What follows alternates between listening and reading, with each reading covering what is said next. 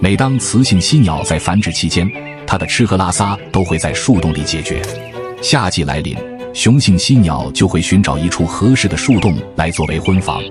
若雌性犀鸟也满意这个地方，就会接受雄性犀鸟的邀请，一起来建造属于它们的婚房。它们需要寻找一些泥土，这是建造房子的首要条件。再将泥土不断地糊在洞口，等到洞口慢慢变小，雌性犀鸟就会先进入树洞里。在此，它需要在树洞里待上几个月，不会出来。而雄性犀鸟则会继续收集建筑材料，在它们里应外合之下，没有几天的时间里，婚房工作宣告完成。而雌鸟可以安心产卵孵化了。在孵化期间，雄鸟需要负责不断地给洞里的雌鸟运送食物，而雌鸟的吃喝拉撒都需要在树洞里解决。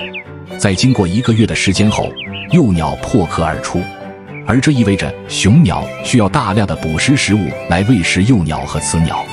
2个多月后，幼鸟也逐渐长大，雌鸟也可以离开洞穴，但幼鸟还没有独立生活的能力，犀鸟夫妇还需提供幼鸟的食物，直至最后能独立生活。